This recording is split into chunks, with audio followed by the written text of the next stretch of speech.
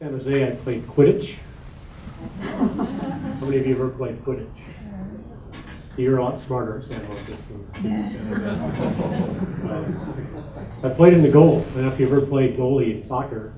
It was like playing goalie riding a broom. Try it. Next time you do a pickup game of soccer, take a broom with you, stick it through your leg. And so one hand is always hanging on this broom, and the other hand is doing whatever hands do in soccer. So I've learned a lot by my visits. That's wonderful. Yeah. Chancellor White, as you know, this is just a small, say, representation of our class, which runs 1 hour, 50 minutes. It's modeled after Bravo's in the Actors Studio, and we have a CEO of a company or a local community leader in the chair every week, and students get a chance to interact one-on-one. So I'm trying to condense a 1 hour, 50-minute class to just about 10 minutes, because I know the students have to go to other classes, but they were here to hear. So I'll ask you just a couple of quick questions, and then I'll throw it open to the student audience, because I know you're very fond of interacting with the students and learning what they think. And Depends what they have to tell us. So I've been a fan of yours ever since I saw that episode of Undercover Boss. And to my utter shock and surprise, next thing we knew, you were the Chancellor of the Cal State system, and that was very exciting. Yeah. So my first question to you is, what did Undercover Boss teach you? Did it change your management or leadership style? What lessons did you learn from your experience? So it did actually change me. It did two things, well, at least two, maybe more than two. Let me try to list them. So first of all, it helped me understand the complexity of our students' lives in ways that I knew in a sort of technical paper way. But when you sit down with a student for 8 or 9 hours of filming, so this is 138 hours of filming for 32 minutes of television.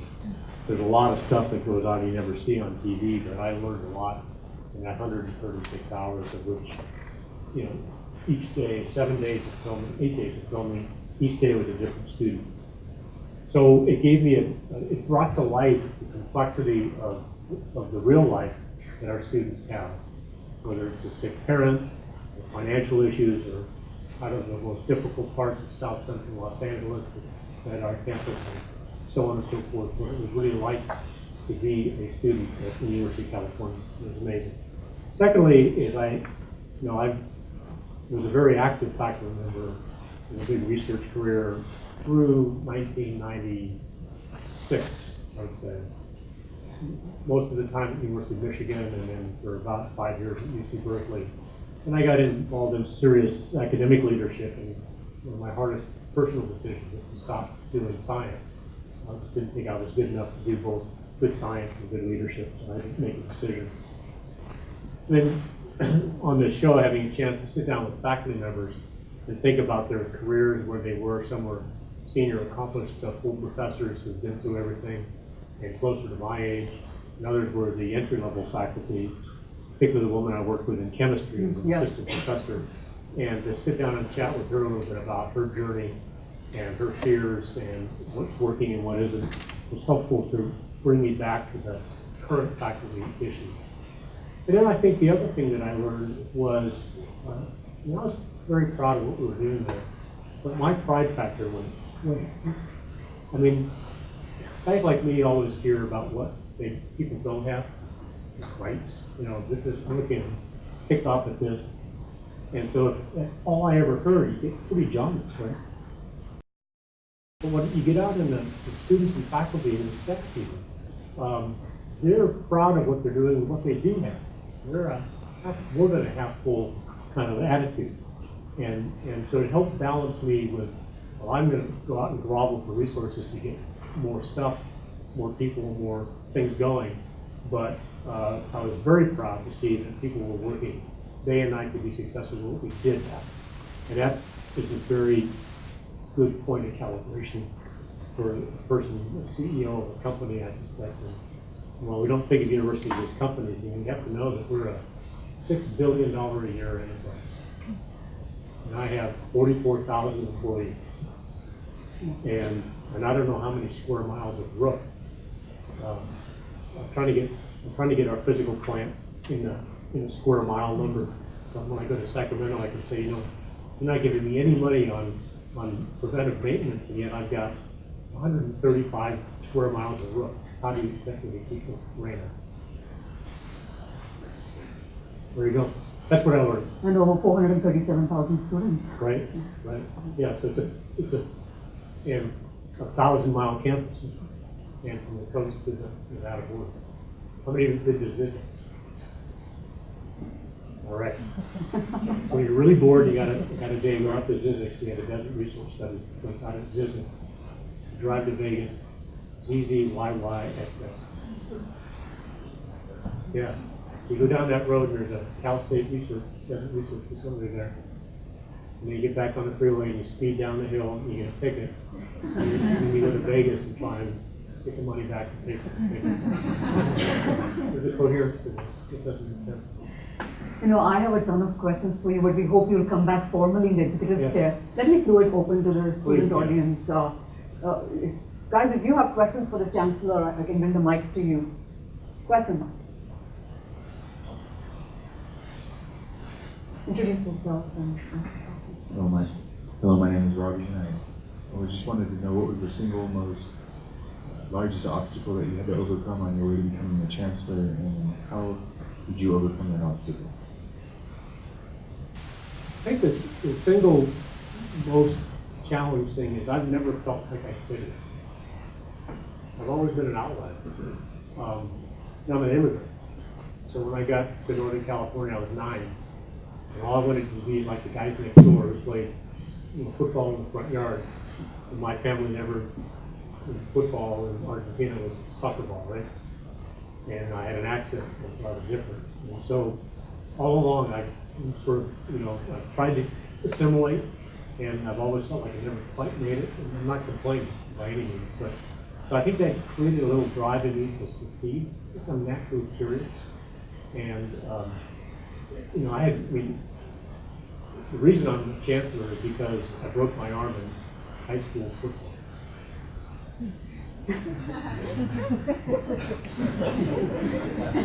I broke my arm in high school football, and the assistant coach took me to the hospital waiting for my mom to show up, and my arm's at a right angle, and it hurt. And he was also the swimming coach, and he was making small talk to keep me comfortable, because even though he was this very young, I was 12 years old in high school, very slow mature. I was 5'11", 118 pounds, playing tackle.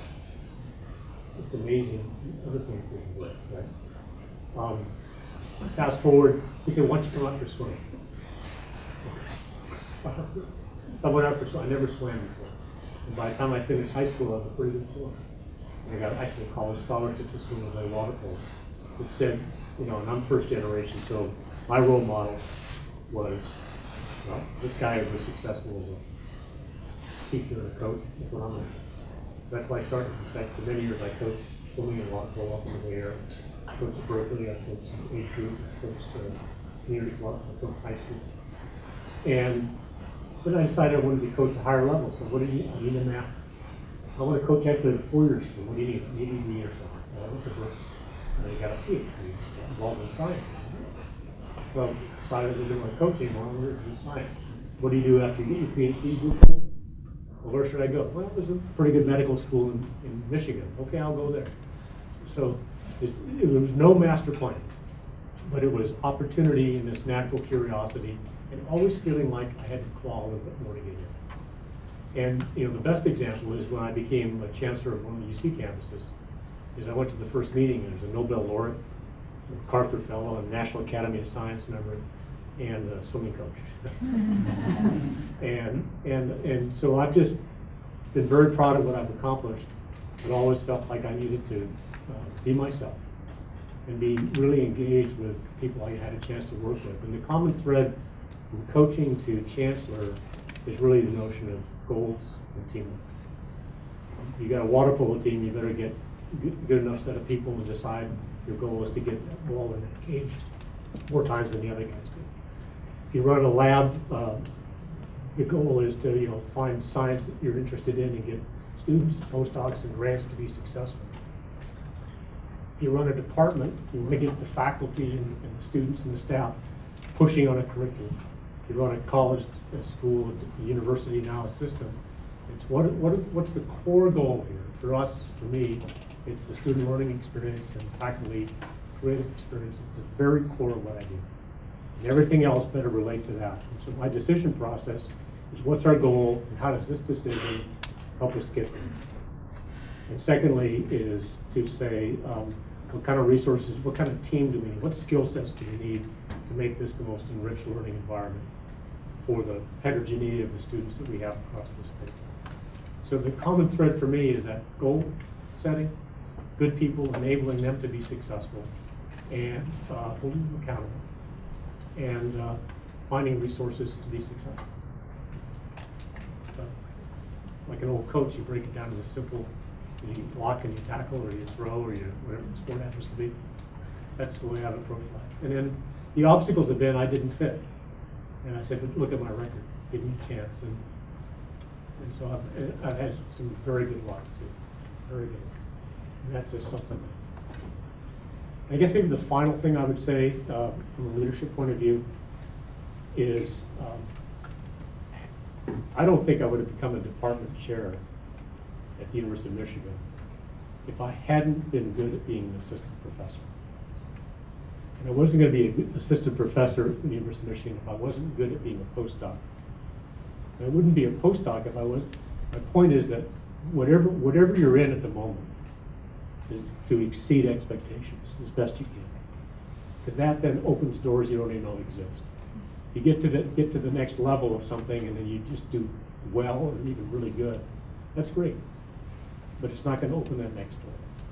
And so my advice to folks is, if you're interested in going as far as you think you can, A, you don't know what that's going to be, and B, really work hard to be well above average every chance you get, and it will create more opportunities for you. And then don't be afraid. I mean, I started out to be a coach, and I wasn't afraid to say, okay, I'm going to be a science coach. I'm going to be a postdoc at the medical school at the University of Michigan, and I was a high school coach. And I know the person to my right probably, studied science since they were in utero. I guess the final thing is having a little bit of confidence in self and taking failure as just part of actually being successful. I be careful. I don't mind failing. If I did it all the time, I'd probably mind. But to me, that means I've tried something and I've stretched, and I didn't get there, but at least I tried. And get too conservative, and you want to have no failures on your record, then you probably won't achieve the same level of trying to push that envelope and whatever. I don't know if that makes any sense. Yeah. We may have time for one more quick question before you guys have to head off to your next class. So is there a question? Go ahead. Yeah. It's good to be an outlier. Hello, my name is Leon Schmidt, and my question is there anything within the Cal State system that you would like to change?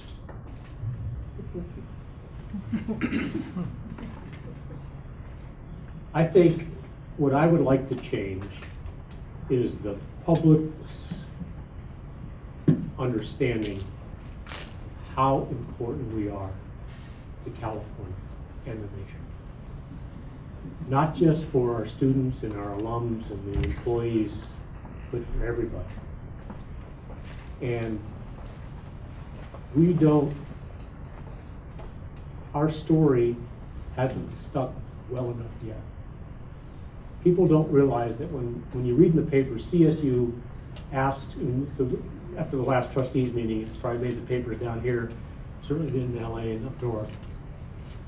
The governor says sort of no to CSU's request for $250 million. Okay, so if you're the public at large and you say, that darn CSU, how greedy they are. The governor is making the case that chances are, and we know this, that we're going to get about half that. Well, my job is to say these are the needs. The political job is to say this is how much money we need to get. Then our job is to prioritize among those needs and fund them.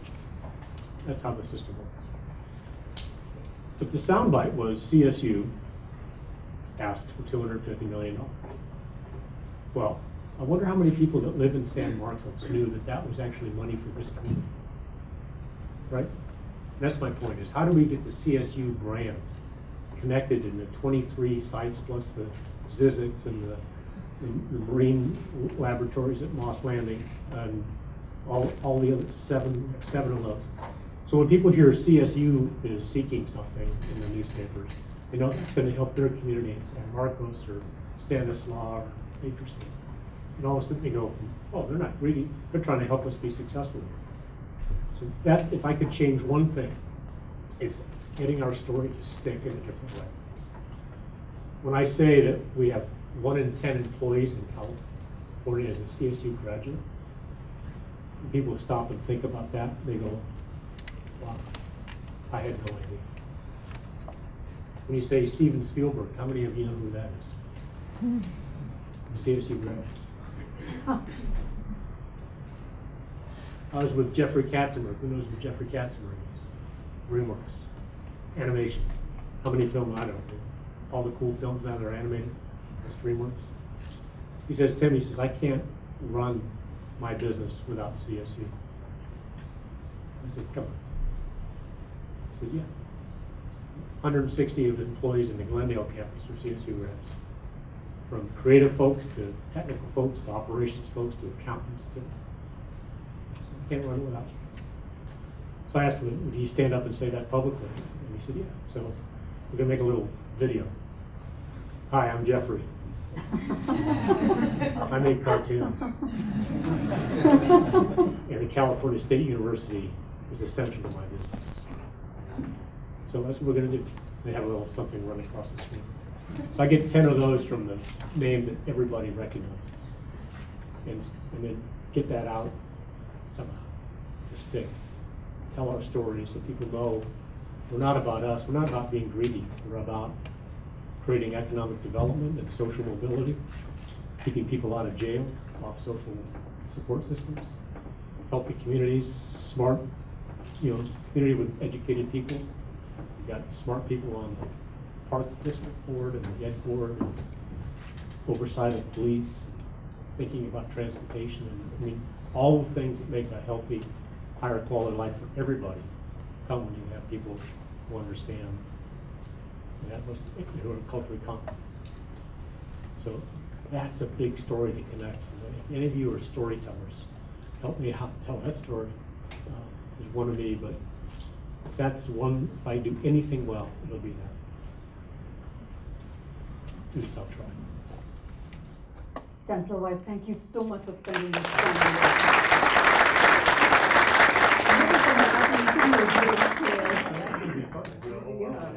And thank you all for coming, you guys. Thanks so much. Appreciate it.